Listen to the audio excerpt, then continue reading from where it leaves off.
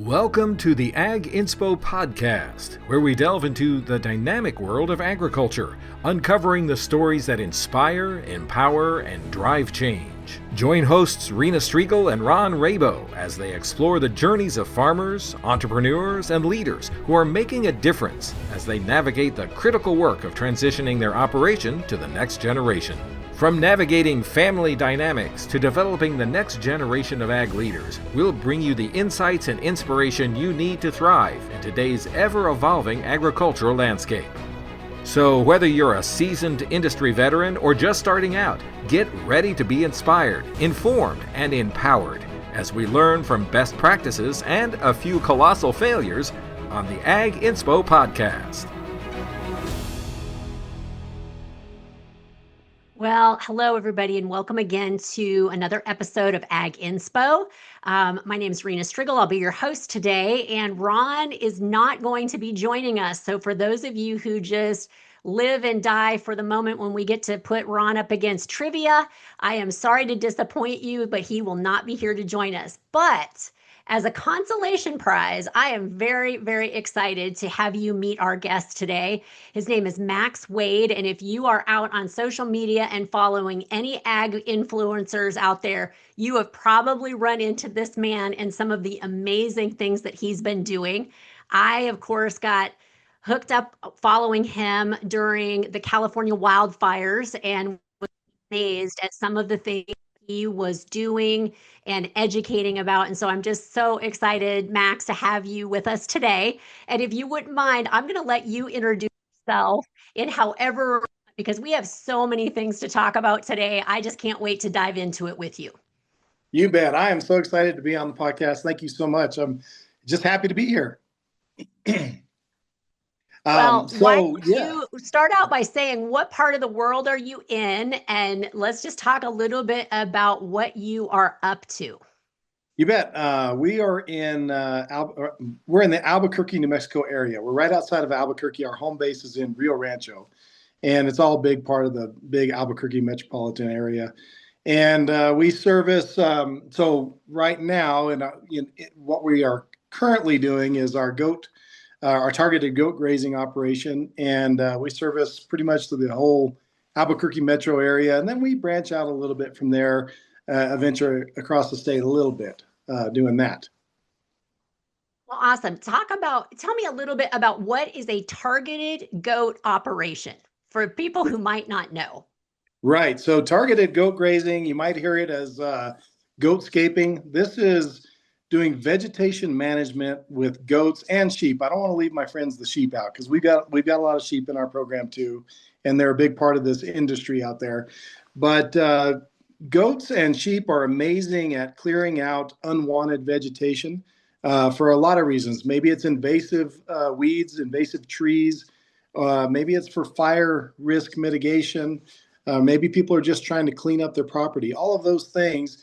You can kind of imagine like we're the agricultural lawnmowers, if you will, so you might want to call a landscaper or a lawn crew to come and take care of your property.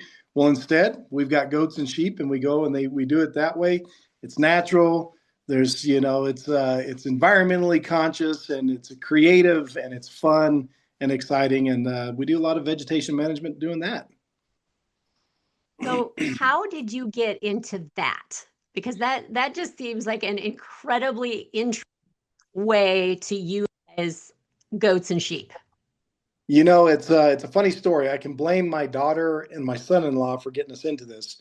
So if we go back a few years, if we go back almost 20 years, my wife and I had a nonprofit, Galloping Goat, or it was Galloping, sorry. Now I'm trying to remember what we had. I'll back up a little bit. So we had a nonprofit where we brought kids out of the city, where they came to us and they could ride horses, get involved in 4-H and start to learn about animals, understand where their food comes from, and just get their hands dirty and having a good time. And so that was called Galloping Grace Youth Ranch. And at the time, we had to find ways to raise funds for the nonprofit.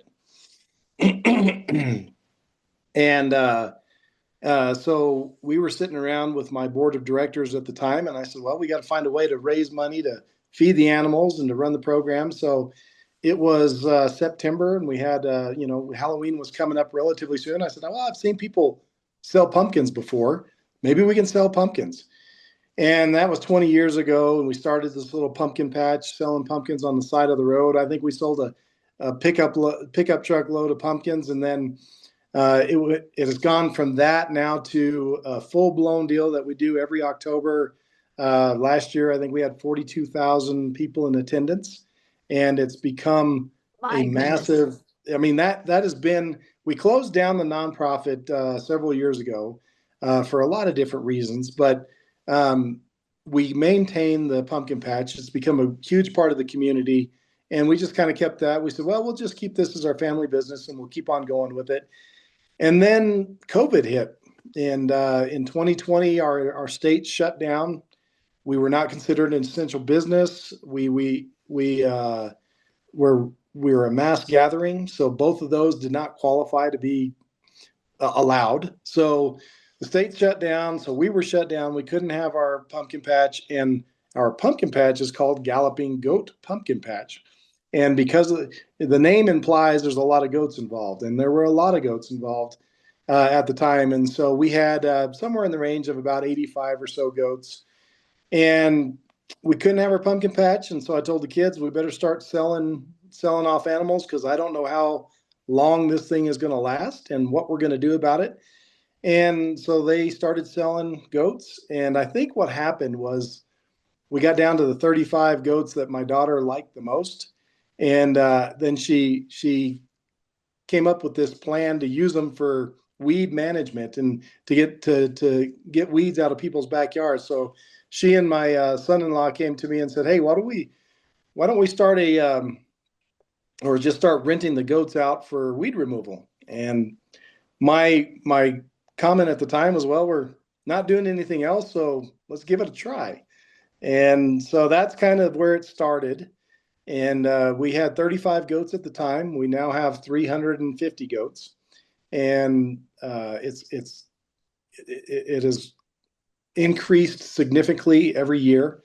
That's about the same time that I got onto social media. My kids said, you ought to get onto TikTok and start doing showing what the goats are doing. And so we started doing that. And I think we did our first backyard. And 2 weeks later, the local forest manager contacted me. He saw a post that we did on social media, and he said, "I think we can use these goats as tools for fire fuels reduction in our local forest." And so at the time, now I've been around cattle and horses and agriculture my whole life, been around goats my whole life, but not at this scale. And he started asking me questions. He said, "Do goats eat salt cedar? Do they eat elm trees? Do they eat Ravenna grass? Do they eat this?" He started just naming stuff off. I said, "Man, I don't know really, because I've only ever really fed them hay, but I think they will." And so we set up. We'd already knew that they were eating weeds and whatever, and so we set up a 4-day pilot program where he found these different target vegetation in different areas, and we took the goats and we just let them eat. Day 1 we did salt cedar. Day 2 we did elms. Day 3 and 4 I forget what we did, but every day the goats ate them. And so at that point he says, "I think you need more goats, because we can sure enough use you." And that's how it got started, where it really kicked off. We went from 35 goats to about 185 goats in the matter of a month. And we have been working with we work with the state forestry department, local municipalities, our local counties, our local conservancy districts, you name it, solar fields. Our goats and our sheep, we graze almost. We have the ability. We're fortunate that we have wonderful weather, and we can graze almost every day of the year. So the goats the herd is on the job just about as much as we possibly can have them out there. If they're at home, they're costing me a lot of money. So the name of the game is to It's to not have them home at all, and that's always the goal. Well, talk about the herd just a little bit because I would love to understand why sheep and goats. So what's the benefit of putting the combo? Because I know you also have hair sheep, not wool sheep. So maybe you Yep. could talk just a little bit about the sheep too. So we have Barbados black-bellied sheep and some mouflon sheep. They're hair sheep. The reason we have them is because we don't have to shear them, and I don't want to. I don't want to get into the operation of having to shear. The market is not good for wool, and so the hair sheep for me, I'm probably the least versed in sheep, and definitely not in wool sheep. But I know that the hair sheep are similar to goats in a lot of ways. They're hardy. We don't have to worry about shearing them. And they do a lot of the same things that the goats do, but they also offer some diversity for us in the type of jobs that we can get. If you know anything about goats, they want to. The goats will eat everything from the ground up, as high as they can climb. They're going to eat, and so we run into a lot of jobs where that's not really the best option to have. So when we have sheep in the herd, that allows us to possibly take on jobs that the goats aren't good for. Orchards, vineyards, things where we've got a lot of vegetation, landscaping that needs to be protected. Now we do that all the time with the goats. We travel with portable fencing all the time, and we protect rose bushes and trees and hedges and whatever it is that needs to be protected. But in some cases, it just doesn't make any sense to have goats on the job, and so we have the versatility of having sheep if we do that. But we also just get a complete. The majority of the work that we do is fire fuels management. So we're in the arid Southwest. Everything that grows here dries up in the wintertime and becomes a major fire hazard. And so having the sheep involved and the goats, we get full clearing basically. So Yeah. the little things that the goats might not get to, the sheep do. The sheep don't get real high, and the goats get everything as high as they can get. So when we're doing fire fuels management, we're trying to clear out everything that's combustible, basically, and thinning things out so that we have distinct fire lines. We have defensible space where firefighters can get in and do things. And so that helps with that. Yeah. It's been amazing to me as I followed you to watch your befores and afters, especially with tumbleweeds. Like to watch, I watched the reel the other day of the homeowner that had an entire like ravine full of piles of tumbleweeds, and you showed or you demonstrated how quickly a tumbleweed can burn. Yeah. And then you turned in the goats, and it was amazing to see there was not even like little sticks that were left. They had completely cleared massive piles. And I think you didn't even have to leave them overnight from that job, I don't believe. They No, not ate it on that. really quickly. Yeah, not on that job. We didn't have to. Sometimes we do. Tumbleweed is probably the number one invasive vegetation that we deal with where we are. It doesn't take, we might have on an average 11 to 12 inches of precipitation on an annual basis. So we're pretty arid, and things like tumbleweed, they don't need but a few drops of water, and all of a sudden they're 3 foot tall and 3 foot wide, and they are a major nuisance around here. And so and they dry up in the winter time, and of course that's where they get their names from tumbling around across the western prairie type of deal. And they're highly flammable, and they're flammable. And if the wind is blowing and a tumbleweed is on fire, then you just have a rolling ball of fire that's just creating a wake of more flames as it's traveling. So extremely dangerous around here now. And so our goats spend most of their life eating tumbleweeds, whether they're green tumbleweeds that are 2 or 3 inches tall, or brown dried tumbleweeds that are 3 or 4 feet tall. It's just a plague of these weeds, and so they do a really good job of it. They're not always that excited about it. So we do I have can to, imagine not. we do have to, we supplement quite a bit depending on our jobs. They may have to spend a couple days at home just eating hay, or get a little extra supplement at night because, the dried tumbleweeds, they just don't, they don't have a whole lot in them. So, but our herd is very adapted to it, and they know their job, and they do a good job with it.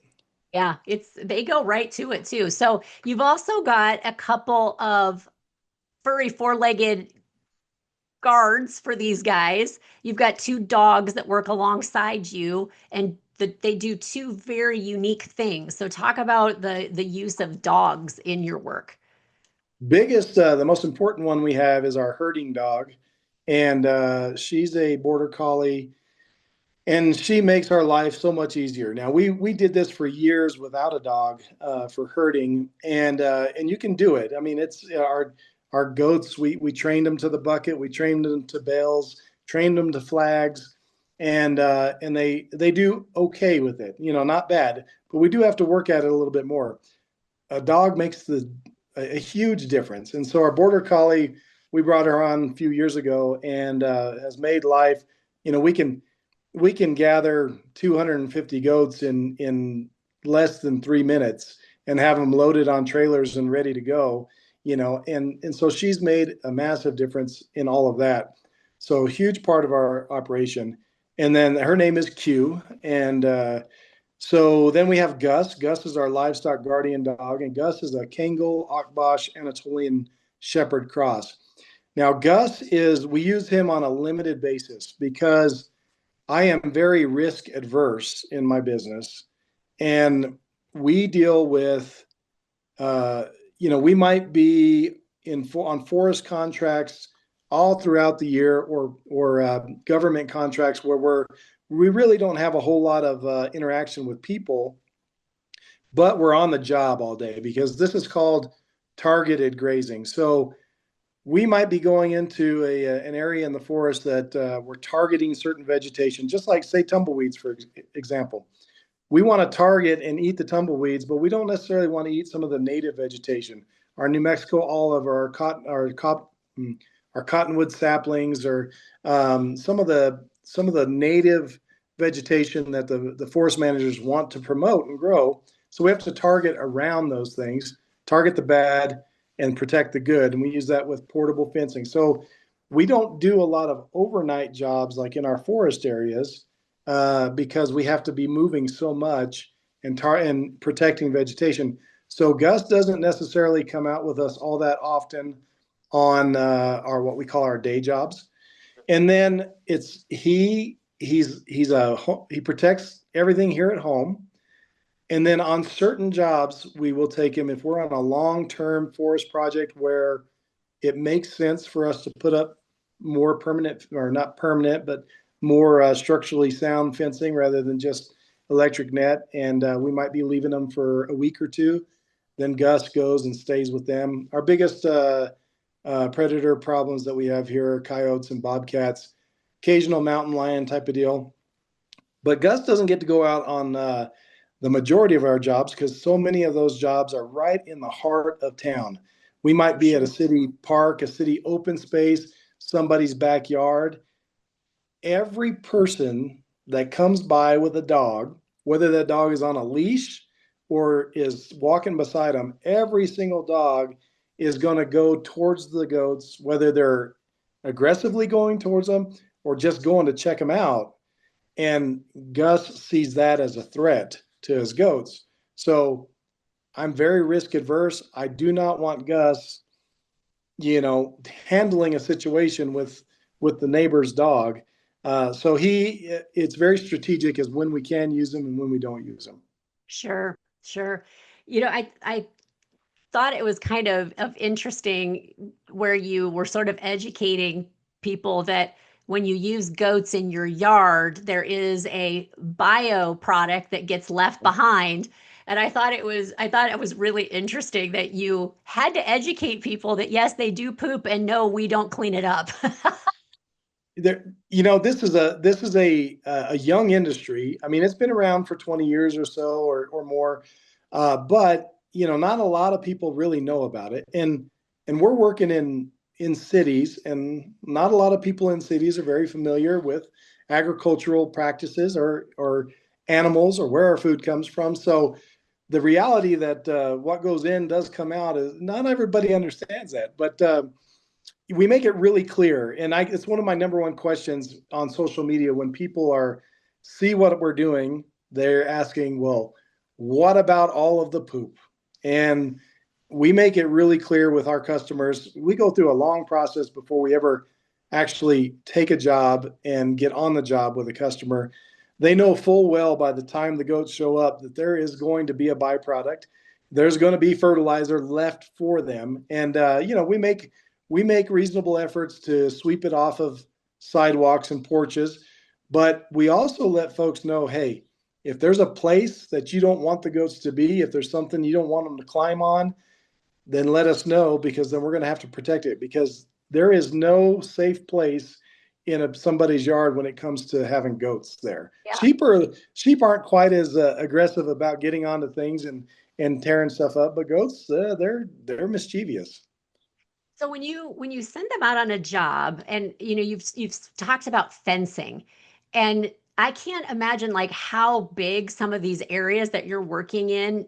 I mean, talk about just the act of getting set up for a job, and how big are these projects at times? Right. We take very big projects and turn them into very small increments to handle them. It's that old adage, you bite off, eat an elephant one bite at a time. And because we don't, there's a lot of our contracts, we can't keep our goats overnight. It's just part of wherever it is that we're working doesn't allow that type of thing. And we would have to camp out with them, that in most of those cases, it's not allowed. And like I said, I'm risk adverse. So I have a full-time staff. I have 4 people that are full-time herd managers for us. And I don't ever want to put any one of them in a dangerous situation. And when we're around people, people are a lot more of a concern than animals are when it comes to this business, to me. So there's a pretty heavy homeless population in a lot of places where we're working. Some of the places that we work are not in the best part of town, and so we day job this what I call day jobs, and we go in. We might have a 15 or 20 or 100-acre project, and we may go in and just work on a quarter or a half or 1 acre a day. And it all depends on the type of vegetation, the diversity of the vegetation, what time of year. A green tumbleweed that's 6 inches tall is completely different than a 4-foot tumbleweed that is dry and brittle. And all of those things take a lot longer, different increments of time to deal with. So we go in with our portable electric netting, and we can do just about whatever we want with that. We can set up a pen that's a tenth of an acre, or we can set up a pen that's 5 acres with all of that. And it just kind of depends on the situation. Every job is completely different. Every day is different, and it just depends on the situation. So we'll pull in the projects we really love are those that are extended. We have several forest projects that we work on where we might go there every day for 2 months. And we can leave fencing up. And so every day it's kind of this leapfrog effect. We might set up a 1/4 acre pen. We pull in with our goats and in the trailers. The guys get out, the crew gets out, sets up the fencing, turns the goats out into that particular pen. And then while they're in there eating, they're setting up the next one. And so that way, as soon as the herd is done eating and reducing the vegetation to whatever the targeted or prescribed level is with our land managers, then at that particular time, we just basically open the fence, turn them into the next one, and we just leapfrog it like that until we're done. Wow. Wow. So you've got, are do all I suppose you have to split up the herd depending on the job. You've probably got residential jobs happening at the same time as your forest jobs. So are you sending different crews and different people all around at any given day?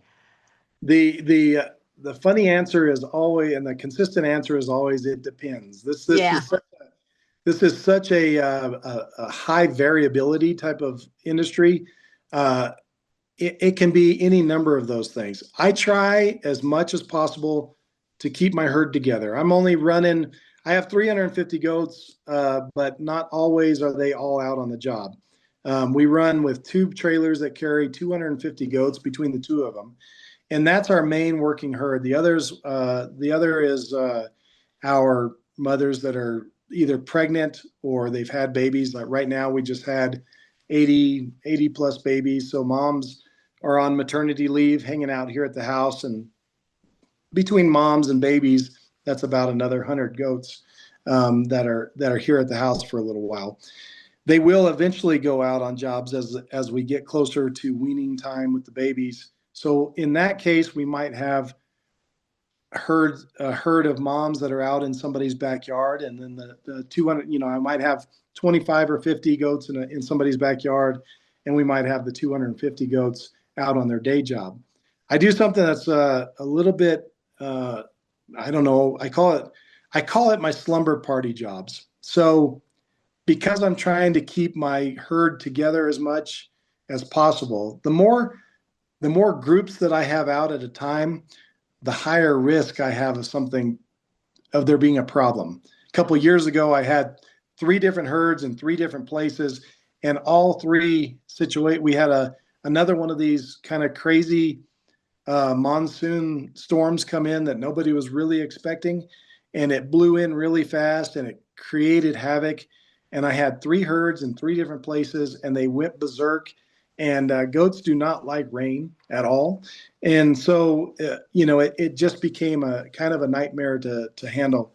So typically, what I try to do is we go out and we day job with our goats, and then if I can as my backyard work starts to kick in about this time of the year, late spring and through the summer, the weeds really start growing. And it also starts getting really hot. So we might be out in the forest. We've got we're shaded by the trees in the forest. And then they're able to be cooled. They're cooled off. They eat really well. They're very efficient. But then backyards, we don't always have shade in people's backyards. So we started doing this a few years ago where we started having slumber parties. So as we're leaving our day job in the forest, I might pull into a neighborhood with 150 goats in a trailer and dump 150 goats in somebody's backyard at 6 p.m.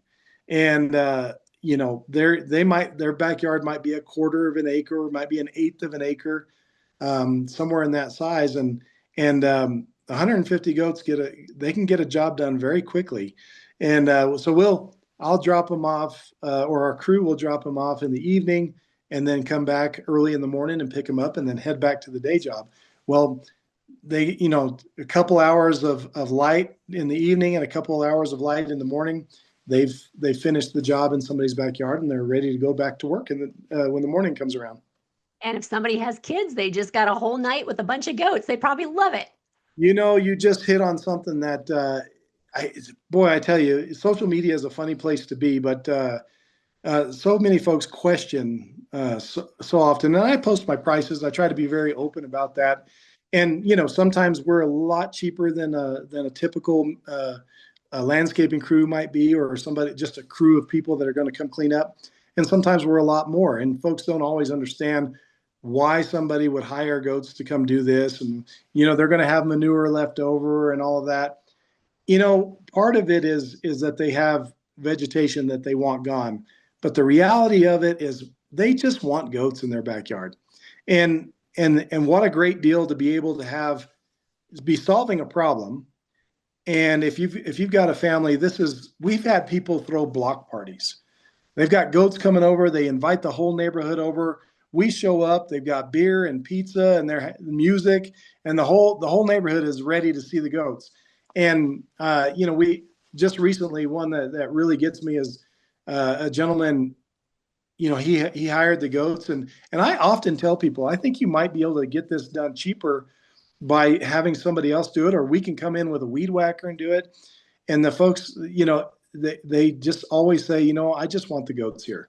And this particular gentleman was separated from his wife, and they've been divorced, and he had the kids were coming in for the weekend, and he only has them one weekend a month. And he's like, I just think this would be the greatest thing for my kids to be able to come and experience.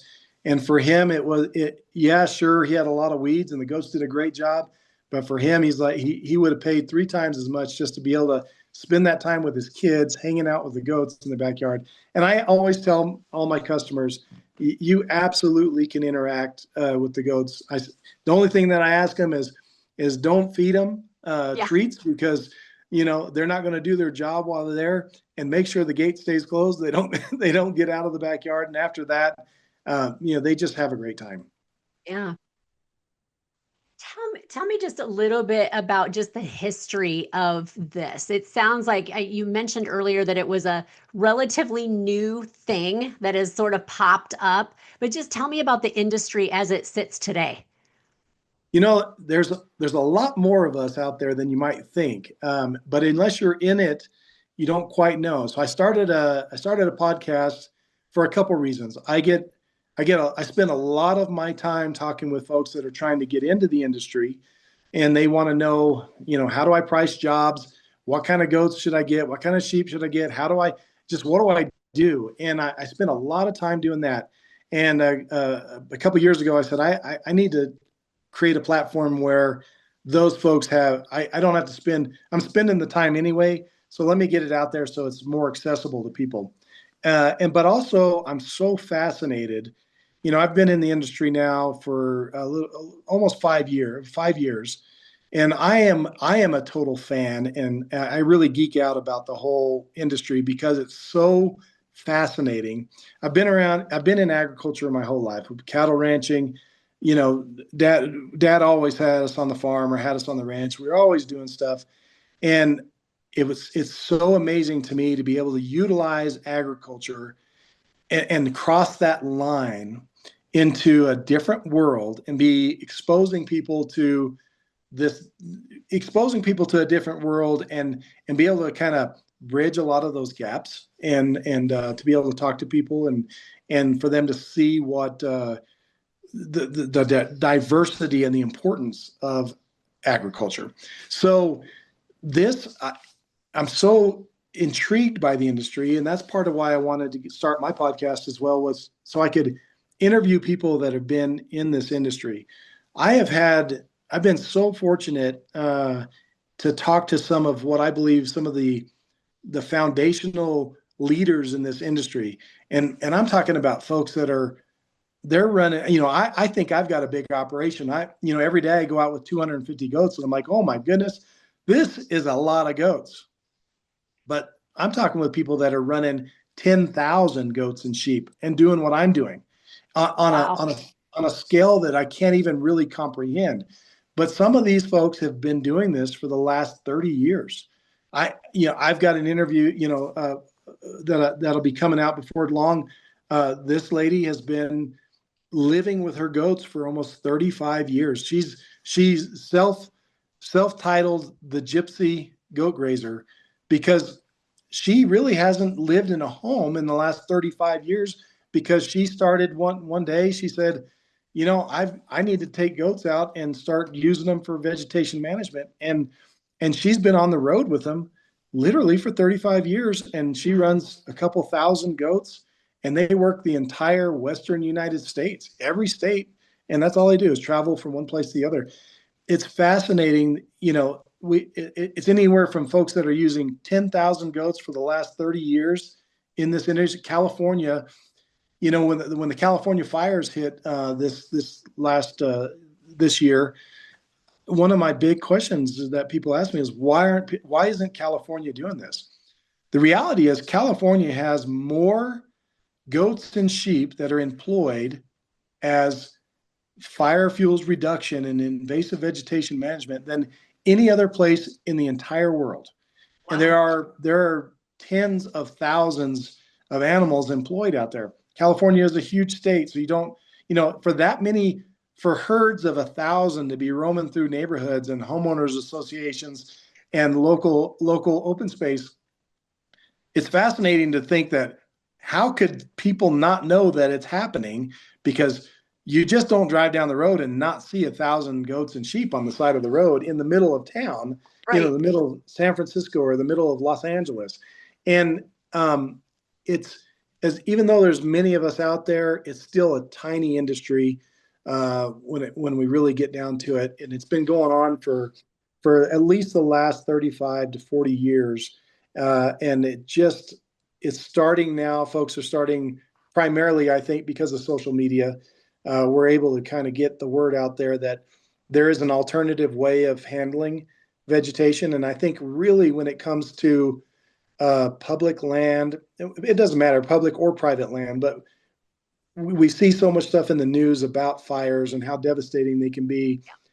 The use of animals, goats and sheep, and in some cases even cattle, to effectively manage the vegetation it's more really, and it's more useful, more helpful, and more natural to do it than anything we could ever do mechanically or with chemicals.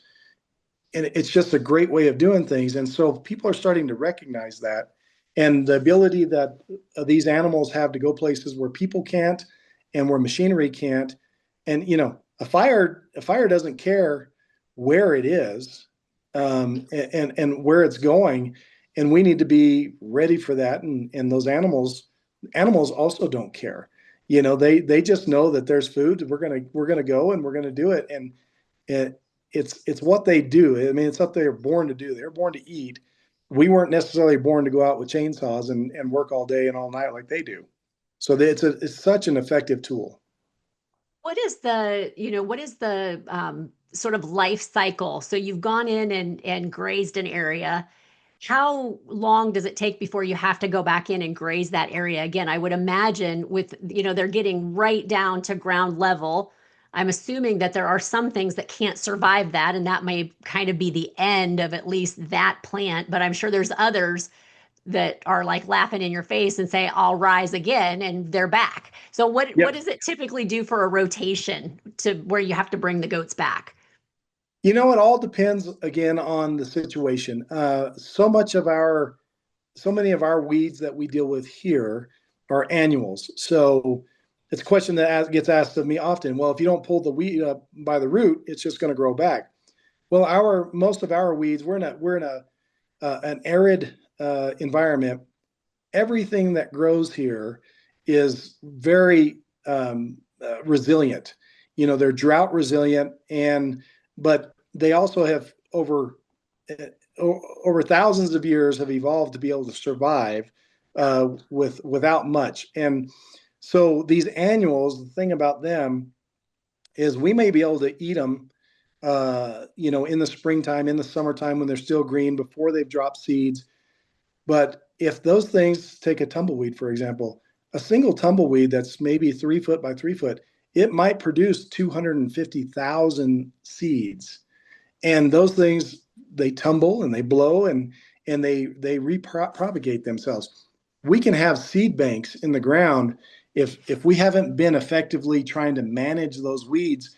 That seed bank can be 5 or 10 years of seeds that are in the ground that just need the right conditions to start to grow. So what we have found is that it really depends on the situation. We can go in on a seasonal basis and knock out a lot of weeds. And if we continue to go back every season, those weeds start to get knocked back, and our native vegetation, if the native vegetation is able to take hold, it begins to choke out those invasives, because our really bad weeds like tumbleweeds, kochia, nightshades, so many of those things are so drought resistant, and they love depleted soils. So much of the work that we do is post-fire work. So we go in after a fire has come through. And we're in a location right now that we've been in for the last 5 years. The fire burned, the vegetation had not been managed. The brush, the understory had not been ever managed. The fire went through there and it burned so hot that it essentially killed the soil. No nutrients, no biodiversity in the soil. And so it was laid barren for many, many years. And then the first thing, the pioneer species to come back are those weeds, and tumbleweeds especially, because they can withstand, they're drought tolerant, and they're nutrient, they can survive on very little nutrients. So in disturbed and depleted soils, they thrive.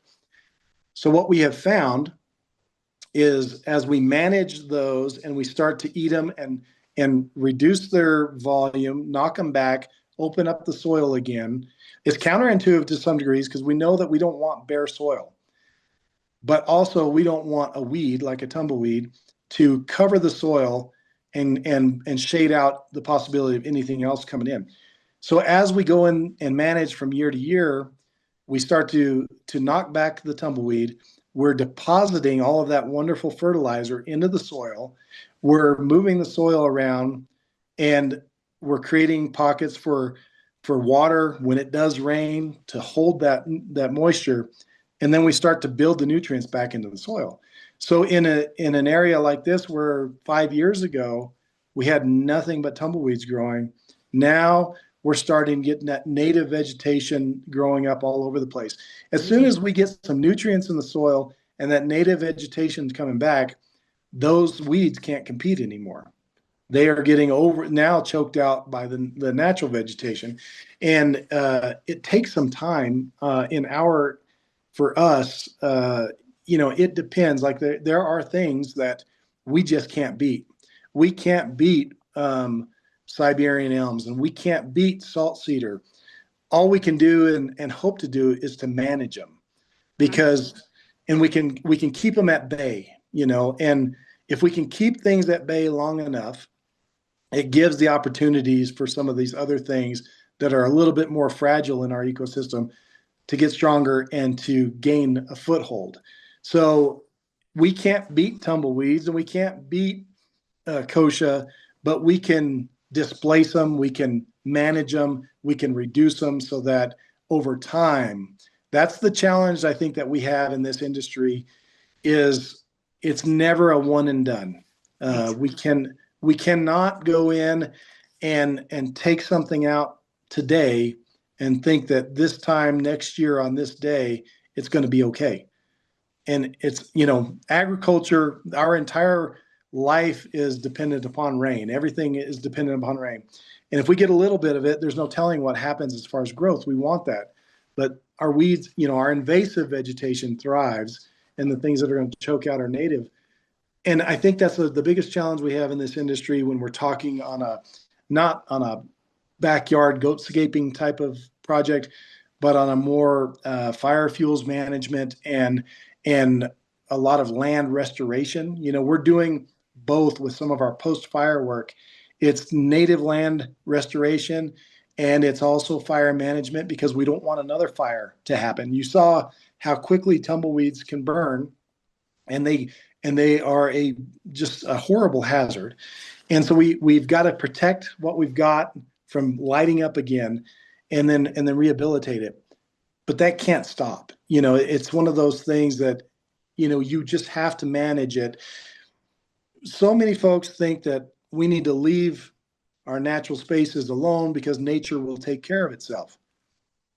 Nature has done that since the dawn of time, but not when we are involved. We talk about the wildland urban interface all the time.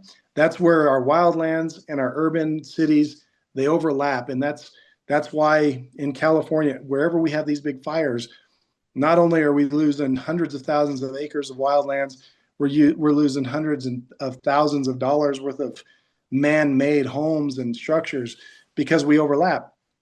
When we overlap like that, it's no longer left to its own devices to be able to take care of itself. We have to input somehow. to protect both our wildlands, our wildlife, and our people, all combined in one. Right. And those wildlands left unchecked without the ability, we don't want fire. Fire has always been a way to clean up our wildlands, to regenerate them, and so many of our species thrive on fire. We can't run that risk. We can't allow that to happen. We can't allow fires just to run amok when we live right amongst everything else. So in order for us to have a healthy relationship between the two, the wildlands and the urban areas, it has to be continual maintenance. And I think our land managers are starting to see that to some degree, at least around here, that we now are having contracts that are getting renewed every year. I just got a call. I just got a text this morning from one of my local open space managers. She's super excited because this will be year 2. Her city council has voted that, yes, what the goats and the sheep did last year is fantastic. We need to fund it again this year. And that's where this industry can really thrive and do some really good work is when folks start to understand that we need continual management. It just has to happen. And what a better way than going back to how it was done, how it happened naturally, as our herds of bison and elk and whatever it is came through. They cleaned up everything. They cleaned up all the dry stuff, all of the overstory, and cleared stuff out so that we could get new regrowth and we didn't have a devastating loss. They came in, they moved on, and then came back again. And it just, they fertilized the soil as they went and made for a very healthy place. And I'm very hopeful, but I'm starting to see that trend start to turn a little bit where our land managers are starting to understand that as well. That's awesome. That's awesome. One of the things that I noticed as I followed you is that you not only clean out the clutter for the forest, but you also try to clean out the clutter for the people also. I noticed that you have, diversification even in your own business of trying to help people get rid of clutter. Do you want to talk a little bit about some of the other things that you do? Not just eat people's weeds, but you also help them with some other things too. Well, I think it's maybe it's a blessing or a curse. I'm not sure, but my mind is always racing. It's always coming up with ideas, and I'm seeing opportunities from a business standpoint. And, I think it's like, so many folks that live on the farm, they've got a job in town and, they've got to supplement in some way. Well, I always know that one day I'm not going to have a job for the goats, but I also have employees that I'm responsible for. They've got families. And so as the business owner and business manager, I'm looking for opportunities to diversify so that we might be able to cover some of those gaps. Our main business, probably, it's funny, the most of the time, and what we're talking about is my goat, targeted goat grazing operation. Our number one business is our pumpkin patch. It's a family activity to do and for folks to get involved in the fall. Then we have our goat grazing, but then I'm looking at some of these places that we go to and people and I listen to what people are saying. We'll go in and we might be clearing out weeds in somebody's backyard, but they've got a big pile of trash that they've been accumulating or brush that's there, or they've cut down a tree and we're coming in and we've got big trucks, big trailers, and folks that are used to working outside and doing things. And folks have asked me, well, do you know anybody that gets rid of junk? And I'm like, well, we can do that for you. I mean, we've got the means to do it. So, so many of my jobs on backyards with our goats, we end up doubling up where we're going in, we're cleaning out weeds. And a lot of times people are like, well, I didn't even know that was back there, because it was so overgrown. Can you take that to the dump? Yeah, we can take that to the dump. So it's another extension of our business that fits well.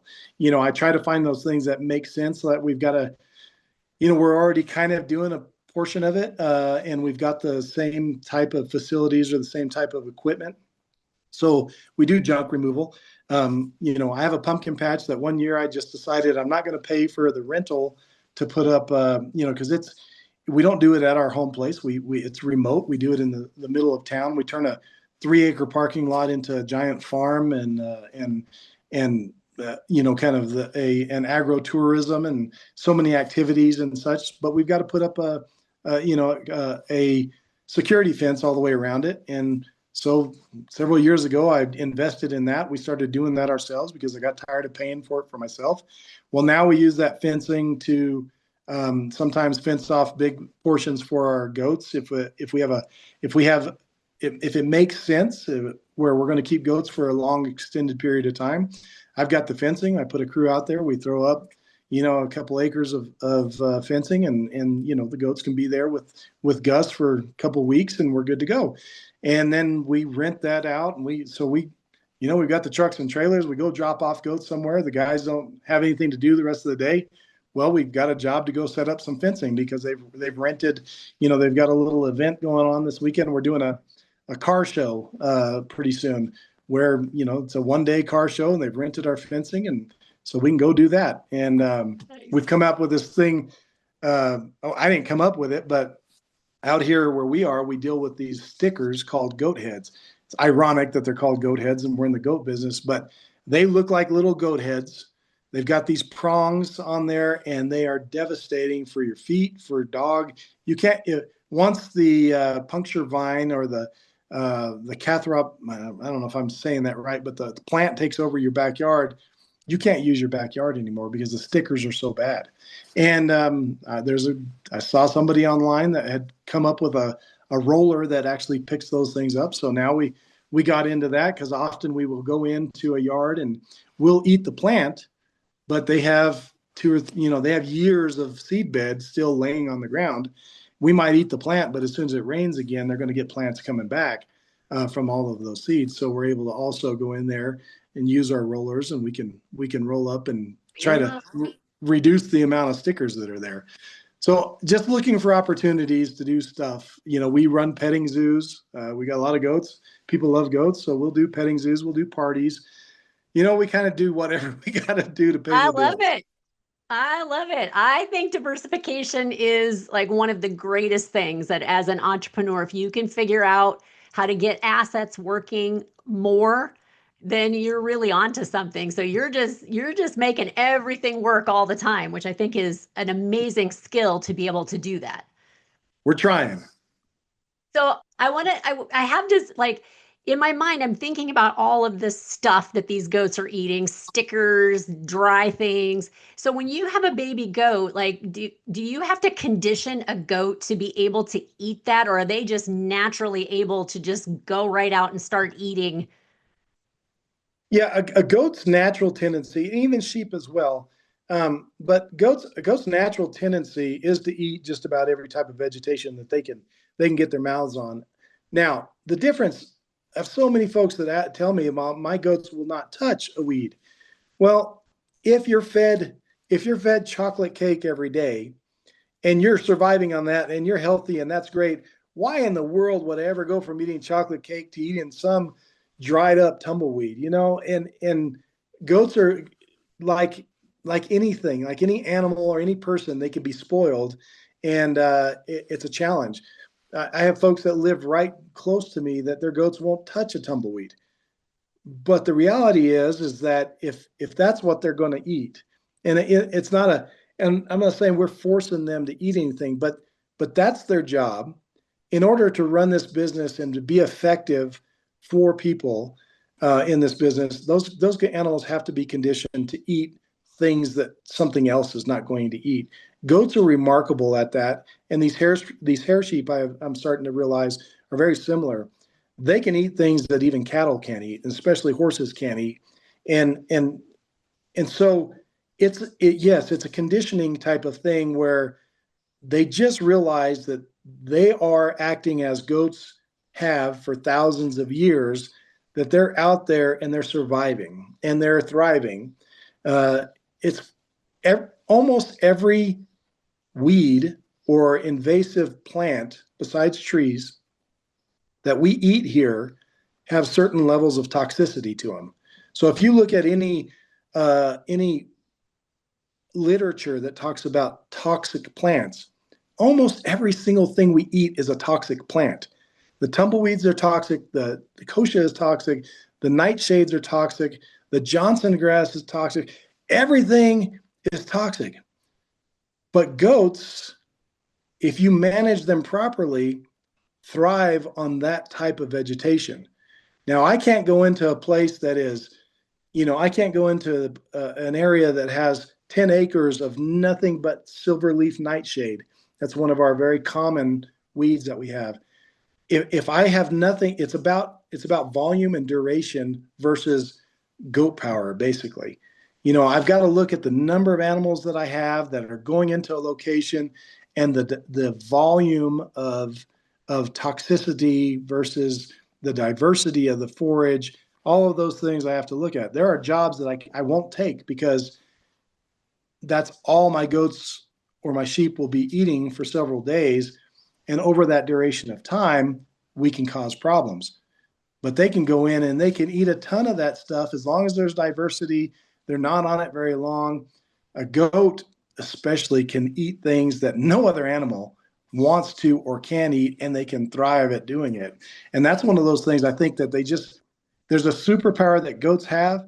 We just, as managers, we've got to unlock that primal ability that goats have always had that they don't even know they've got, to be able to go out there and actually do things that nothing else can do.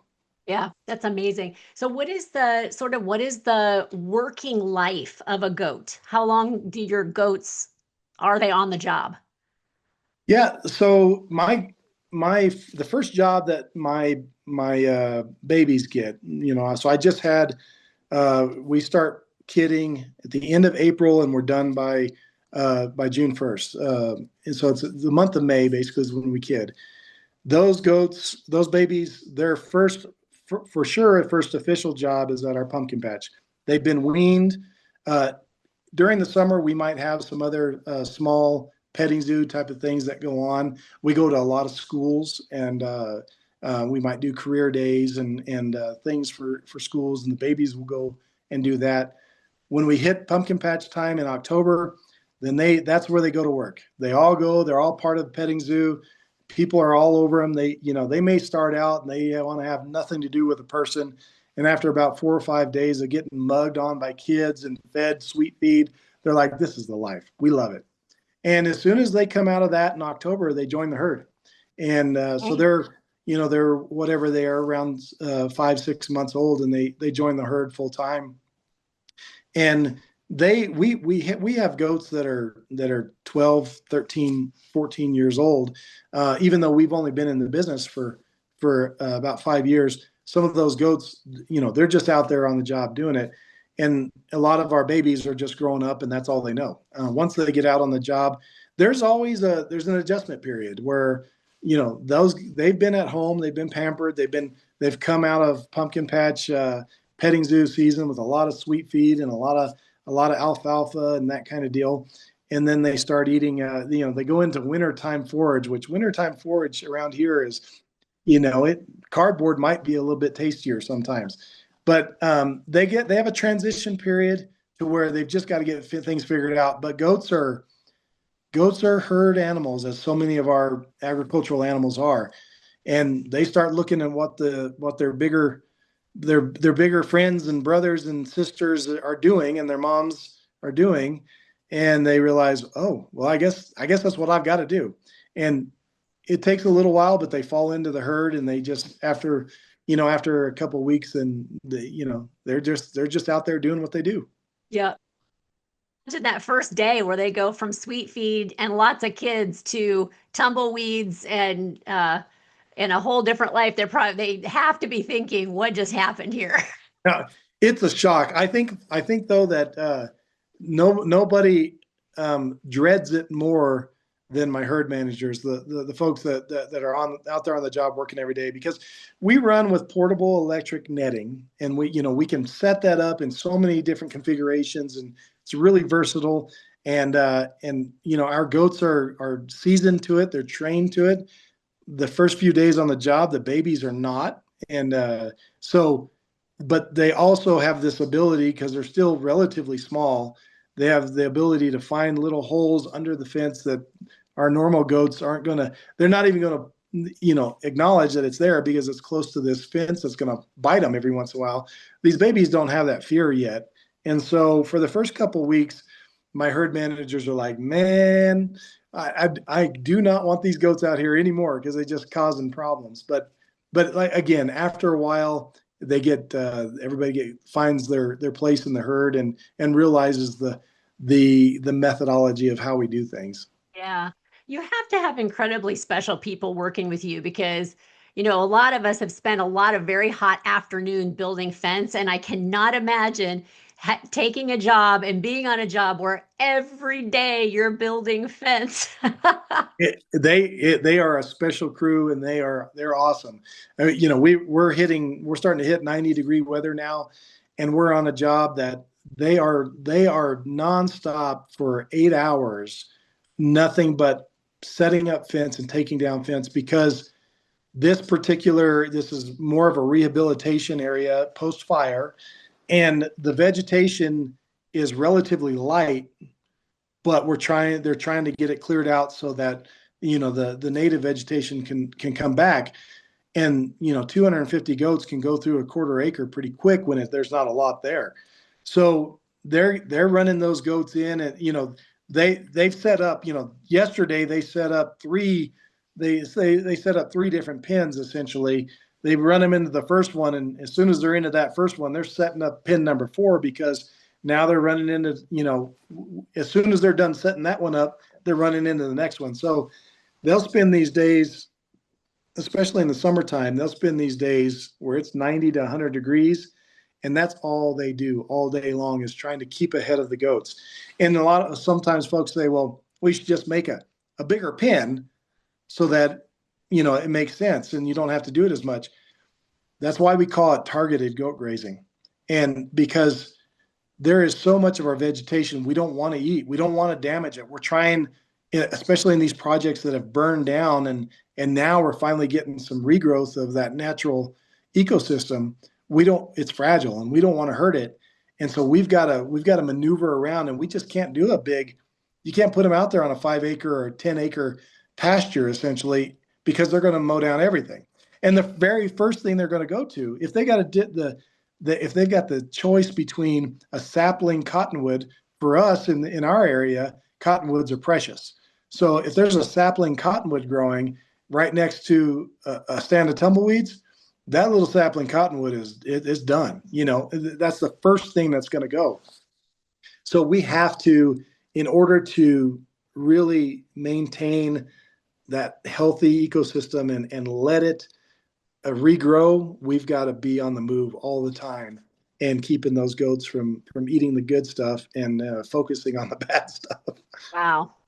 Well, I think that's amazing. And, you'll have to thank your crew for all of us for all they're doing, because I think that's really important work. And I think, at least for me, it was really exciting to see the use of livestock for those purposes, and rather than some of the other choices that I'm sure those land managers have to make if the goats are not available. So I just think it's wonderful that you do that.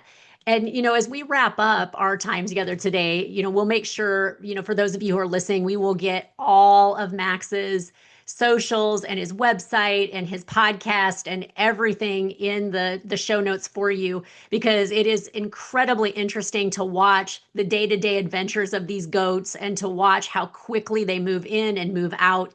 It's a really seamless. I'm sure it's not seamless. I'm sure you don't show us all the dark underbelly of your business, Max, but for watching it on social, it just seems like everybody knows their job, everybody knows where they need to be, and you're making very easy work of, I'm sure, not always incredibly easy jobs.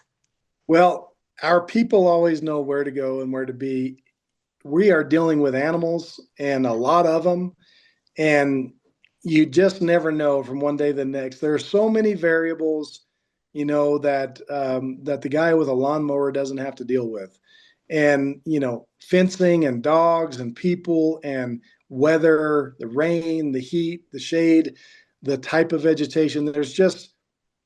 the back, the behind the scenes is this massive coordination effort on a micro on a very micro level, that every hour is even different than the next hour, and those animals, they act differently every hour depending on what's going on, Right.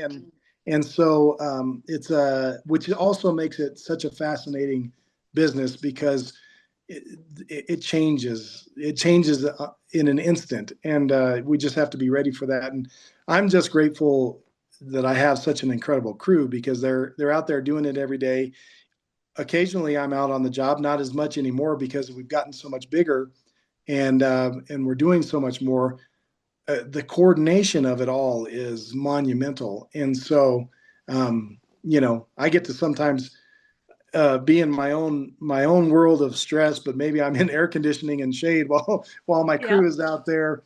They're banging away at it, and they're fighting the elements, and they're doing an amazing job. Whether it's 5 degrees out and windy, or 105 degrees, they're the ones that are making it happen.